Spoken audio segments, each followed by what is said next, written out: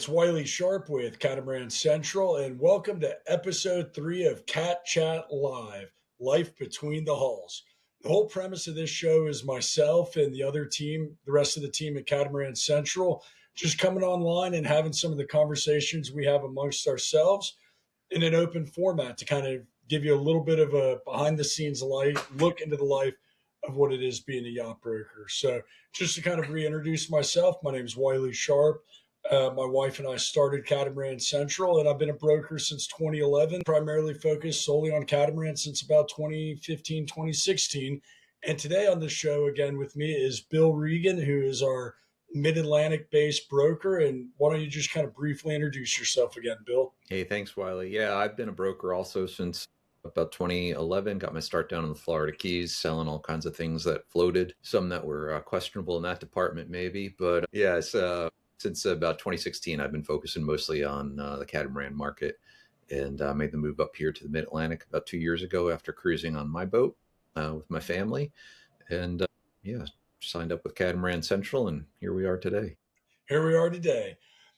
So for this first segment, we like to call it Between the Hulls, and just a kind of candid conversation about what's going on in the world. And Bill and I were having a pretty interesting conversation about technology and yachting and how that's changed in both of our times as, being lifelong sailors. I mean, both Bill and I have been sailing for as long as I can remember. And I know Bill's been sailing for well over 20 years as well, too. And the change in technology is not just the hardware with better chart plotters, radar, AIS, et cetera, but a lot of the software that goes kind of behind the scenes. And so we just wanted to talk about that for a little bit. So, Bill, what are some of the things that you use when you're out, planning either for a survey, sea trial, going out on your own boat with your wife and kid? Like, what are some of the things that you really heavily utilize for your day-to-day boating activities? Yeah, I mean, I think one of the really cool developments has been just having like a connected boat. So right now, like I have a central chart plotter at my helm station, right? But when you're on autopilot or something and you're, cruising where there's, you don't have to be watching out every second, like if you're crossing the Gulf Stream or something, it's nice to be able to, untether yourself from the helm. So I have an iPad mini that runs navionics. I can, it's connected to my AIS network, so I can see, other boat traffic around me. I can pop out of that and I can check the latest weather, and, I can log on Bluetooth and check the status of my lithium batteries all from this iPad that's with me wherever I'm in the boat. If it's nighttime and we're anchored and I'm laying in the berth and I want to plot a chart, a course for the next day in navionics, I've got that right there at my fingertips. So, with the cost of chart plotters and stuff these days, I mean, they're great and they still serve a function. But, for a lot of things, I think if you've got buying a boat that has a generation or two older chart plotter, I wouldn't necessarily upgrade that right off the bat. I get, a cellular equipped iPad. That's a really good piece of kit to have on board. Yeah, I mean, I think that's when that technology first started coming online, 7, 8, 9 years ago, is when Ray Marine, I think, first launched that app. Garmin, B&G, they all have similar apps. But that was really quite revolutionary, because instead of having to have displays everywhere to see what was going on, you could take your plotter with you essentially. When I was running yacht deliveries, I always would pair my tablet, my iPad to the plotter. So when I was off watch, I could check out and see what the Muppets were doing up on deck and check the radar, check the AIS. And it just made my life as a delivery captain a lot easier. You made one small comment there, Bill, that I think kind of segues us into the biggest piece of technology improvement on a boat. And you had mentioned a cellular capable iPad, which, that is a good way of remaining connected. But every boat now has Starlink on it that's going cruising. And so, I mean, I think Starlink, bar none, is the biggest development we've seen in cruising technology in the last, 5, 6 years. Yeah, absolutely. Just to touch on the cellular equipped iPad, the reason I say that is because the cellular equipped ones have a GPS chip in there already. So you don't need an external GPS receiver. Not that, I mean, yeah, a couple of years ago, well, the first time my wife and I went cruising in 2014, we were running all over the Bahamas, trying to find SIM cards and get another gig of data. And it was like $15 a gig or whatever. And it's like, uploading blog posts or, sending an email home. It's like, okay, got that uploaded, shut it down. You don't want to use that extra data. But now Starlink, it's like, yeah, I mean, you're anchored in the middle of the Abacos somewhere, and you're streaming Disney for the kids, and checking emails and stuff like that. So yeah, I mean, in some way, I mean, that's a great thing, net positive overall. But in some ways, it does kind of diminish the isolation of maybe that sailors of old felt a little bit out there. That said, it is really nice to be able to pull up weather radar on your cell phone and see what that thunderstorm over there is doing without trying to read the tea leaves of a radar or something. Yeah, everybody thinks that firing up the radar on their boat is like turning on, Bay News 9 in Tampa or Channel 10 here in Fort Lauderdale, and having, the weather man or weather lady, show you the radar. It's really not that easy to interpret for beginners, in my opinion. So, having that access to data is absolutely incredible.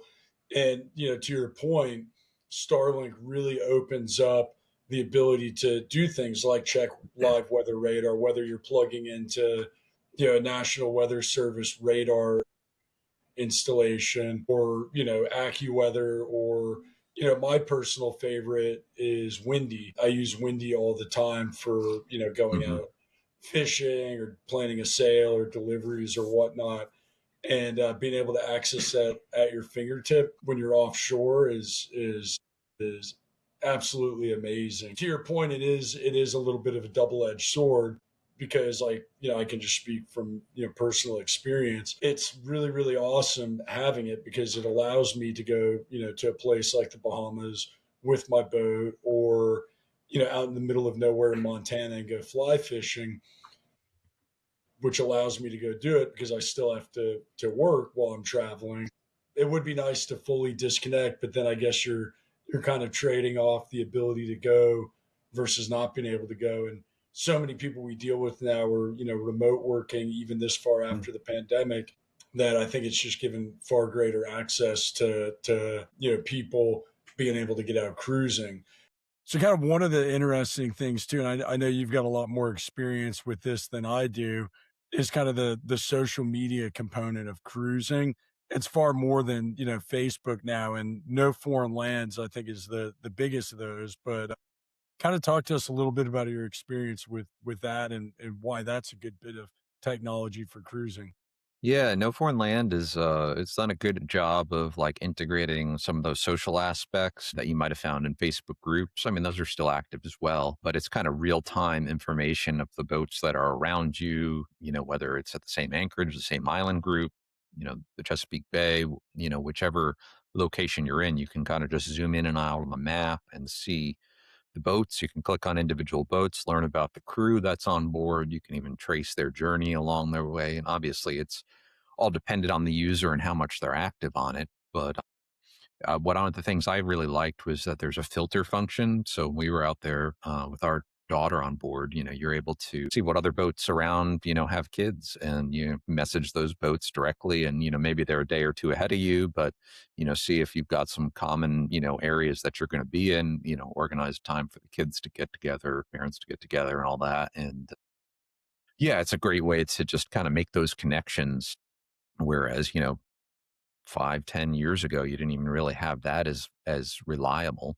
Yeah, I mean, if you were in an area that had like a cruiser's net, you could kind of hear the what's happenings in an area, Hmm. but that didn't necessarily make it easy to set up a play date for your kids, and they're not everywhere. And Yeah. like, you're an avid musician, and so even being able to like connect with other musicians for jamming and whatnot is probably pretty awesome. Yeah, yeah, you can filter by, yeah, exactly, other guitars on boats or musicians on boats or whatever. I'm sure there's one for people who like to do astronomy from the beach, and it's probably like anything else where you find your niche of people who like the same things. There's, a subcategory for that. One of the other things I think is great about No Foreign Land is they've kind of have that interactive map, so people are able to drop in icons, like if they find, where the dinghy dock is in the anchorage, or, what the marina has available, ice, water, or, that kind of thing, pump outs.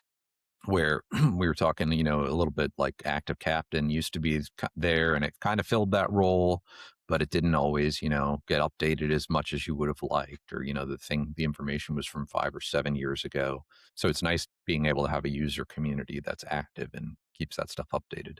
Yeah, and I think that's kind of where active captain fell apart. Is it used to be great, and then I don't know if it's because Garmin bought them out, and users flocked to other places like No Foreign Land. But Active Captain used to be like the best source of up to date information, and I used it, for planning pretty much every yacht delivery that I ever did, knowing, unknown anchorages, what works, what's good, what's not good, where to get fuel, et cetera, et cetera. So, No Foreign Land sounds like it's really, really filled that void.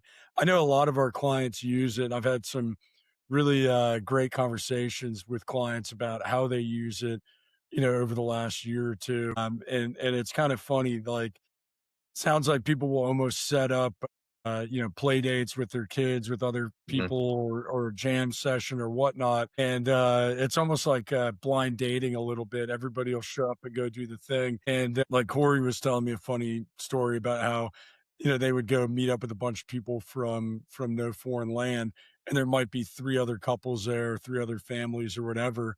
And they're like, okay, that family we like. We're gonna hang out with them moving forward, and I think that's how they form some of their closest cruising friendships. Yeah. Whereas other people would get on the boat and they're like, let's Need need a let's not safe word to cut it do early. anything again. They were kind of not our people. So, but I think that's a really, really good one. And then, another app that I use a lot, and I think everybody uses it for everything now, is Chat GPT, or Claude, or pick your AI model of Yeah. choice. But I think that's really done a lot to help, simplify cruising as well too. Yeah, yeah. I mean, probably someday see the day where you can just tell ChatGPT where you want to go, and it'll take control of the boat and take you there, maybe. But Let's for right hope now, I this think out it's of work. yeah, I think it's got a lot of practical application in terms of just kind of filtering through information where you're troubleshooting like a certain thing, and versus Googling it and then reading through a bunch of forums, and like stuff that's from 2013 that's out there, that's just kind of like old information that, nobody actually ever had a response to.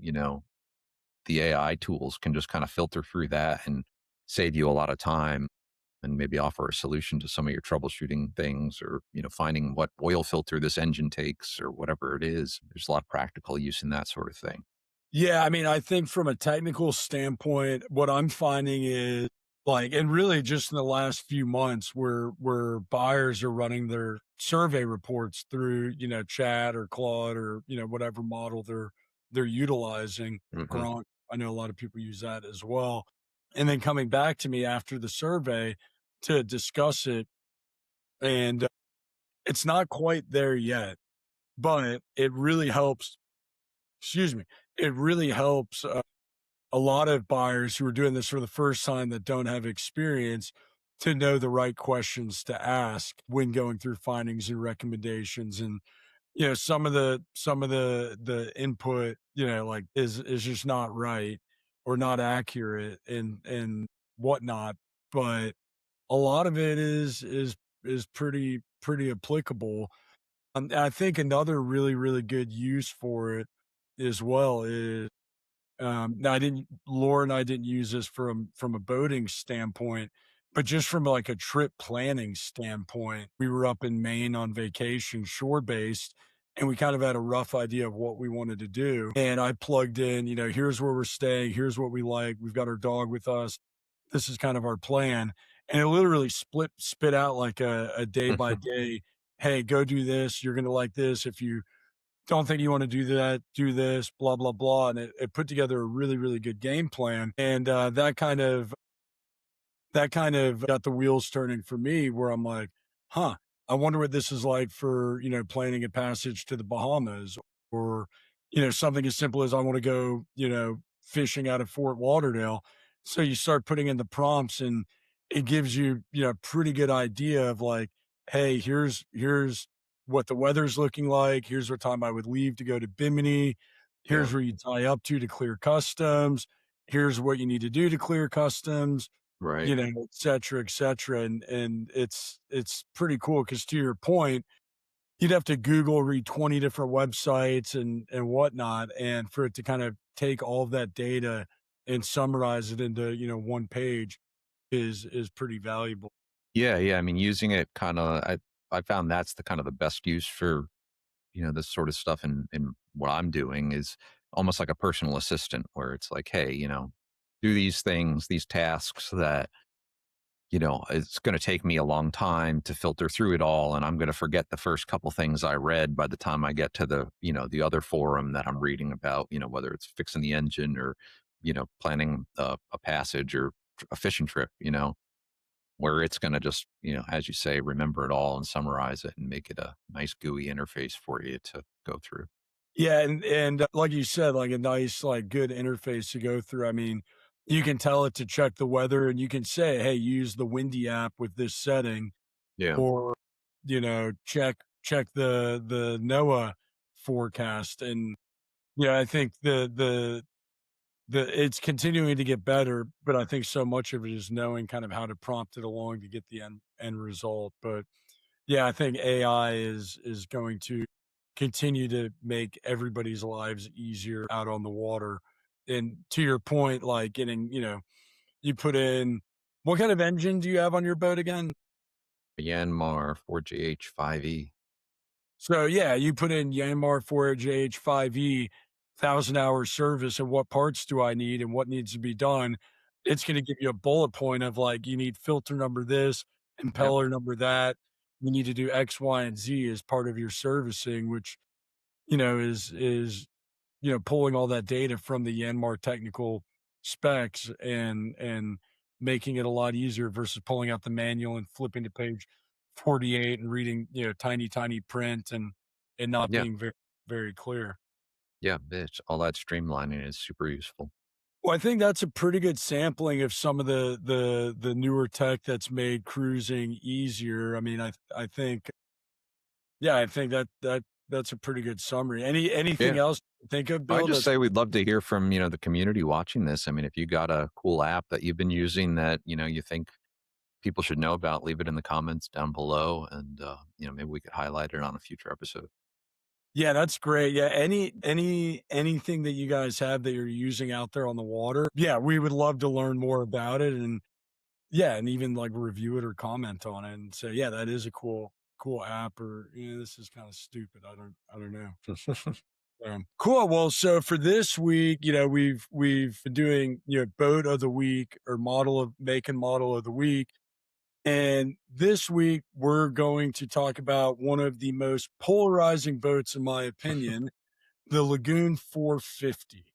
I love the Lagoon 450. I think it is one of the greatest cruising catamarans ever built. I think that they definitely had some challenges with the bulkhead issue, but all in all, I think value for dollar, it is one of the best cruising catamarans that you can get in that mid 40-foot range. But yeah, I mean, what are kind of your general thoughts on the 450, Bill? Yeah, I mean, was and continues to be a super popular boat. I mean, they built over 800 of them. I think 850-ish, boats. The bulkhead issue was, a big thing a couple of years ago. They came up with a fix for it. I mean, to Lagoon's credit, they were proactive with it. You know, put out a kit to the Think of how many people dealers. died in Ford Explorers back in the day before Ford or Firestone came up with a solution, right? So Yeah, yeah. when you put it into that kind of context, I think Lagoon was pretty Johnny on the spot. Yeah, definitely. And as far as I know, that all became to light because like I was rebuilding that one that was a Hurricane Irma damaged boat, down in Panama and discovered that. So yeah, just kind of one of those things that, it wasn't, I don't think if that had happened, I mean, maybe somebody would have noticed it eventually, but it seems like there were a lot of these boats that were probably out there cruising, that had, some bulkhead issues, but the boat itself was still structurally sound and still, carrying on because nobody's like routinely pulling those, parts of Yeah, the trim compartment bits apart off. to, yeah, check it out. But but yeah, I mean, it's been a great boat that stood the test of times. I mean, they're getting into, pretty, is in terms of catamarans, affordable sort of price spot in the market now, where you can get 4 cabin boats for under 400,000. You can get nicely optioned, owners version boats, into the 600s or something like that. So there's a wide variety of them out there at any given time, all over the place. And then, you got the choice too between if you want the sport version or the fly bridge. To people, for whatever reason, have their thoughts on why they like one or the other. But I mean, that fly is a pretty nice place, if you're doing a nice passage between the islands and stuff like that. You got great visibility all around, nice breeze up there, and comfortable place to hang out. Yeah, I mean, I think there's an argument for both the fly and the sport top, which is what they call, the non-fly, the bulk helm. And I understand and get why Lagoon came out with that. A lot of the feedback they were getting at the boat shows, and I've had this conversation with some of the guys from Lagoon in France, but a lot of the feedback they were getting at the boat shows is, for a cruising couple, we don't want a fly bridge boat. We want a bulkhead boat like a Leopard or a Fontaine Peugeot. And so they ultimately did that. And interestingly enough, they also did a Lagoon 52 in a sport top, but I think they only built a handful of those. From a new boat side, I don't think it was necessarily their most successful variant of a model, but they remain incredibly popular on the brokerage front. And just kind of like about the Lagoon 450. I mean, so that was launched in 2010 as a 2011 model year, and they ran the production, including the sport top, through 2021. With, as Bill mentioned, roughly 850 hulls built during that production run. And I think it speaks volumes of how successful that model was, that they did keep it in production for as long as they did. Because most builders, 6-7 years before they turn over to the replacement models, kind of common. But with the 450 Sport Top going into production through 2021, you know, speaks volumes. Like, there was demand for those boats for a very, very long period of time. And, when you look at the price of a later Lagoon 450 to a Lagoon 46, which is the boat that replaced it, there's a pretty dramatic difference in price, and not a ton more boat with the 46. I mean, I think 46 has got so many nice features about it, but yeah, the 450 it's a boat, Bill, that will always be near and dear to my heart. Yeah. Yeah, I probably have 10, 15,000 miles sailing the 450 offshore, either as delivery captain or, sailing with friends and whatnot. And, that boat with either the hard top over the fly bridge or the oversized bimini top, which was a factory upgrade, makes that fly bridge one of the best boats, in my opinion, ever. And kind of some of the model year variations, the boat came out, like I mentioned, in 2010 as a 2011 model year. And then in 2015-ish is when they redesignated it as the 450F. And that's also then when they came out with the 450S for sport top. And the hull itself, cockpit, et cetera, is all, pretty much the same. They just switched out the veneers. They changed the layout of the galley. So in the earlier 450s, you came in and the galley was on port, and you kind of had an island midship, and you walked around it to get into a U-shaped galley. So the galley was kind of opening orientated fore and aft. When they switched over to the 450F and S for that matter, they reorientated the galley. So it actually opened up and you walked right into it from the salon door. I personally like the old style galley from a cooking standpoint. I just thought it was great, a better arrangement. But when they did come out with the redo of the interior, the salon arrangement, I think you ended up with quite a bit more storage when they reorientated the galley. Yeah, there's a, it's just interesting in these long runs, how they take that available space and tweak it, based on owner feedback and things like that, and design trends in general. It's like you want to, it's a lot to build, molds and tool up an entirely new design. So it's like, I think from a builder standpoint, it's like, well, we've got this, popular boat that sails well and everything, but like, how do we freshen it up, at this 6, 7 year mark to, stretch out another 3 or 4 years, and things like you said, whether it's changing the interior color scheme, the soft goods and all that kind of thing, along with some of those, modifications to the interior are a nice way to, bring a boat forward. Yeah, I agree. In terms of systemic problems in the 450 from going through surveys, I mean, the bulkhead issue we kind of briefly touched on, Mhm. and that's kind of behind us a bit now because pretty much all of the lagoons have had the factory, or at least the ones I've been on in the last Yeah. few, have had the factory modification.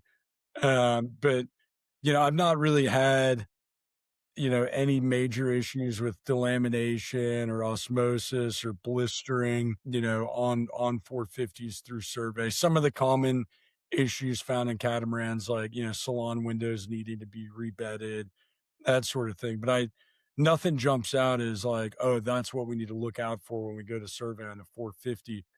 Do you have Yeah. anything that comes to mind when it comes to the 450? I don't know if it's specific to a 450, maybe lagoons more generally, but recently we did a survey on a 450 down in Tortola and Annie, and one of the rudder bearings had gone. So, Lagoon sells new ones, but they have to come from the factory in France. And it's like, the French factories, I mean, they close at, funny times throughout the year, at least to us Americans, for a national holiday, or they go, they close the factory for 2 weeks for summer vacation. So it's like, trying to time all that kind of stuff. So, yeah, I mean, so I think that a lot of the boat yards where these boats are more prevalent, like in Tortola, they have a system where they can, drop the rudder and basically add some fiberglass and filler and reform the rudder bearing that's there to, extend the life of that rudder there. So, but yeah, I mean, that's an easily identified issue if it does come up at survey. I mean, it's really just shaking the rudder and Yeah. seeing play is there. It's, yeah, there's nothing, there's no calipers involved or anything like that. It's just a matter of feel. But yeah, I mean, that's just one thing to, as an option to, keep an eye out for. And it's something every surveyor is going to test on any boat anyway. Right. Yeah, that's a good one. I mean, for generally speaking, and I'm just thinking of like anything else from a service standpoint on the 450. I mean, the generator placement is pretty good up forward. The engine rooms. I mean, I guess my only complaint on the engine rooms on those boats is the fact that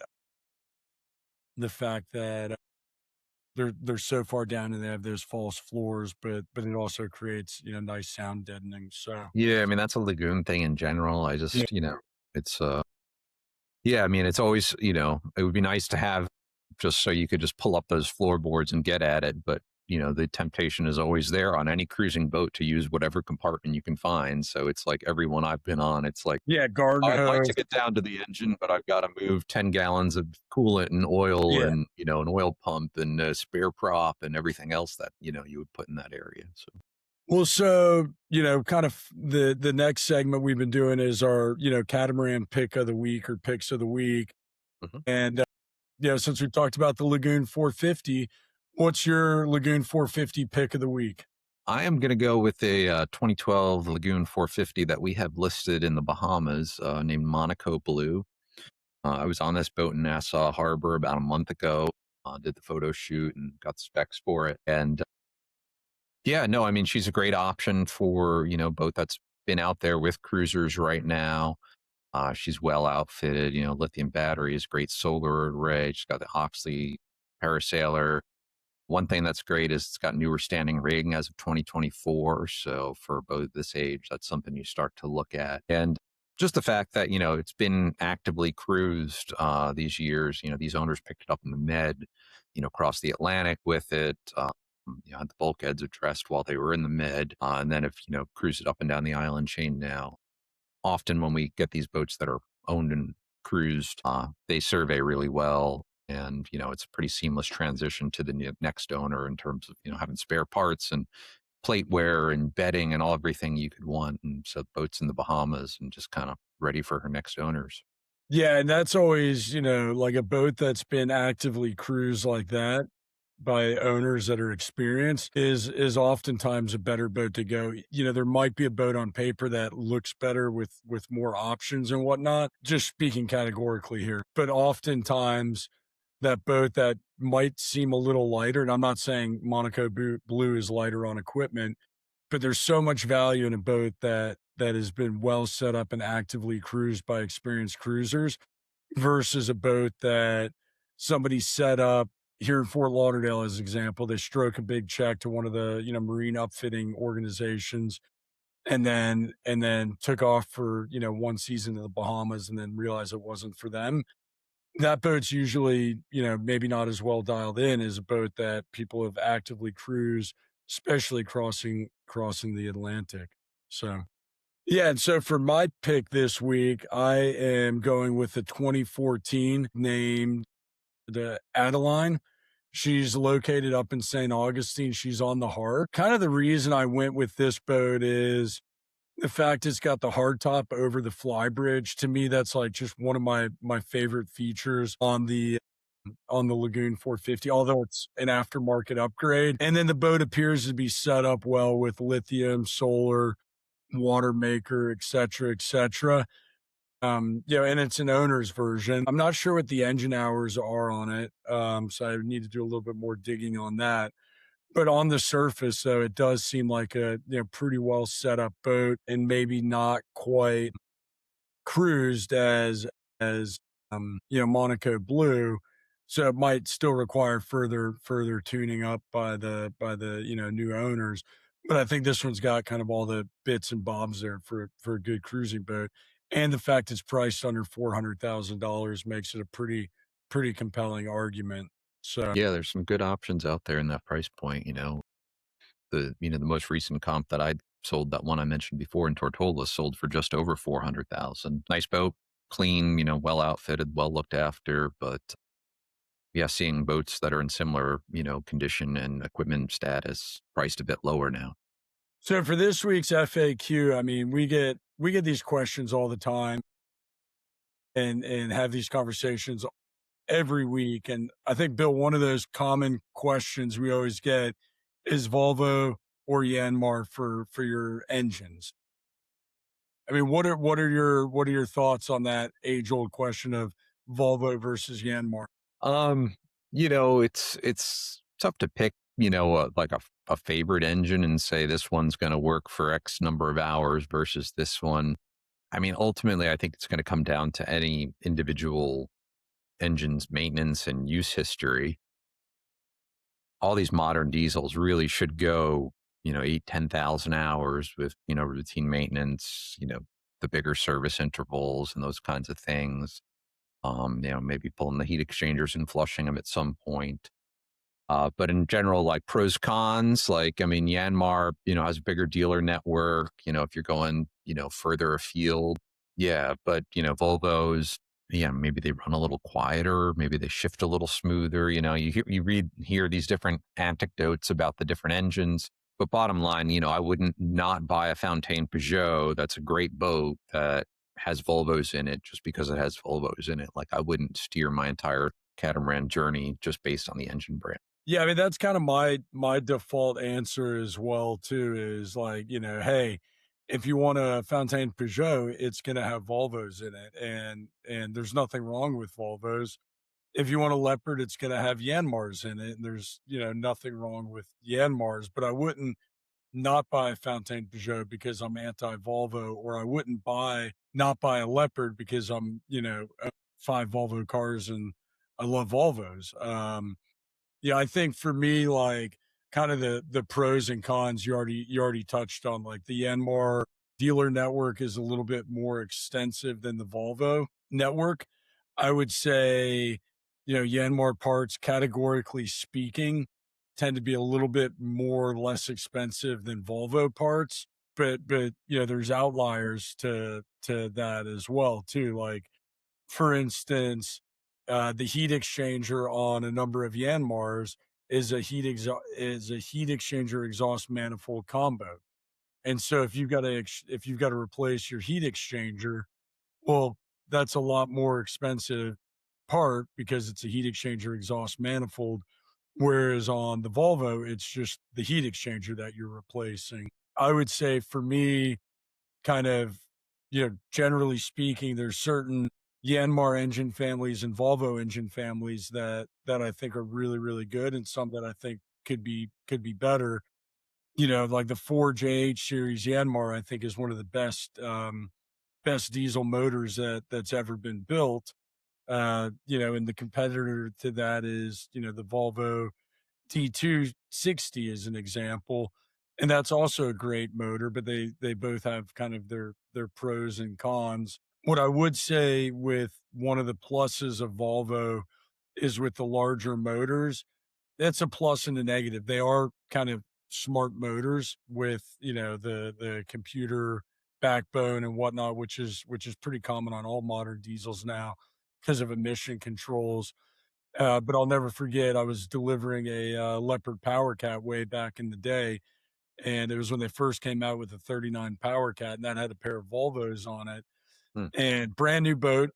Yeah. And we brought it from Fort Lauderdale on our way to Texas, and we got around the Keys on our way up the Gulf Coast of Florida, and we lost the motor and pulled into Naples, tied up, and got Volvo out to the boat. They plugged the computer in, and the technician was like in 5 minutes able to diagnose the issue as a bad injector, and not only a bad injector, but which injector had failed. And so he was able to get us up and running in no time because it didn't really require labor intensive troubleshooting to determine the fault. Right. But the negative to that is sometimes with the Volvo, if you get a bad sensor, it can put the engine into, fail safe mode or whatnot, as a means of, protecting it. So there's kind of pros and cons to both. To But to everything. your Yeah. point earlier, like I wouldn't make my purchase decision based on Volvo versus Yanmar, because for the lion's share of our clients, they're going to be cruising in, the Caribbean, Bahamas, East Coast, maybe the Western Med. And I think it's really not until you get into some of those further flung places like French Polynesia, where maybe that's a little bit more of a challenge. But let's be real here. Everything in the South Pacific is going to be a challenge, be it Volvo, Yanmar. Yeah, and I mean, it's always, prudent for, any cruiser, especially somebody who's going like on a trans-Pacific. I mean, I always joke, you got to bring enough parts to rebuild the boat while you're at anchor, whatever it is. So, you might carry an extra exhaust elbow for each engine. Certainly going to carry oil and fuel filters and, all that spare belts, impellers, all those kinds of things that are common, high wear issues. And then, I mean, a lot of island engineering can get you through some stuff too. I mean, the diesel engines all over the place. So you find somebody, they might not be specific, a Volvo tech, quote unquote, but, they probably know how to fix a diesel engine so they can get you, back up and running and maybe get you back to a port that has a little more resources to do a finalized repair. Yeah, and I think that's the big thing at the end of the day is it's like, they're essentially marinized tractor motors. Hmm. And they're not the most complicated motors. They're not large motors. We're not talking about, a 2,000 horsepower Yeah. motor that weighs, 1,500 pounds and costs, 300 grand. Right. They're pretty basic, pretty simple marinized tractor motors. No, no, I was just going to say, yeah, I mean, speaking of, that kind of like marinized options, I mean, we do see some other, off brands once in a while. A Beta Marine comes to mind as an engine that was marinized, and it seems to be a little more popular with older catamarans, where from the maybe 2005, 8 era, where people have kind of run the life cycle of a Yanmar or Volvo, and they are dropping in like a Beta or something like that. And they're a bit more affordable. They're very like user-friendly, dead simple engines. So I think we see a bit of that on some of those older boats. Yeah, because the Beta, if my memory serves correct, is a Marinized Kubota tractor Right. motor. Yeah. And so they're not necessarily like the same dealer network that you would find with Yanmar or Volvo, but wherever Kubota tractors are, which is everywhere in the world, Yeah. you should have some level of part availability. Yeah, for sure. And then, there's other, you know, brands that we don't deal with that much in the space that we're in, but especially some of the smaller manufacturers might put different things in there. But I think bottom line, as long as when you're shopping for a boat, as long as the hours aren't too excessively high, there's some maintenance records there, receipts from some major servicing that's been done, or maybe they're sub 1,000 hours, then I think you're probably in pretty good shape to proceed, especially after a surveyor takes a look at them. Yeah, exactly. And that's the key, is having, like, checking any available records, as well as having a marine surveyor inspect the engine at the time of purchase. And it's interesting, not just with engines and generators, but be it Volvo painting their motors green or Yanmar painting their motors gray, you can tell a lot of times if especially on a newer engine, lower hour engine, let's say, if something like the 1,000 hour service has been done, because when they go to check the valve clearance, for instance, well, they mess up the Yanmar gray paint when they take the valve covers off, or Hmm. whatever the bolt-on component is. And so, yeah, just like little things that you learn over time to look at a motor and Yeah, or kind of. you see the overspray where if they've repainted an engine, like on those Yanmar, like on the EPA sticker on the top, where it's to, you need that sticker as proof sometimes if you're importing a boat. Going back to that discussion, but so if it's been sprayed over with gray paint, it's one more obstacle there. But Yeah, we jokingly called that in my moorings base manager days a French rebuild. Cool. Well, thank you so much, Bill, for today, and getting this third episode recorded. yeah, And keep the frequently asked questions going. Like, leave them in the comments down below. We have these conversations all the time with buyers and sellers, for that matter. And so, let us know what's on your mind. Let us know the questions you have that you don't know who to ask or how to ask it. Just put it in the comments, send either Bill or I an email, and let us answer those questions. Thank you guys so much. Don't forget to hit the subscribe button, ring the bell, and can't wait to see you guys on the next one.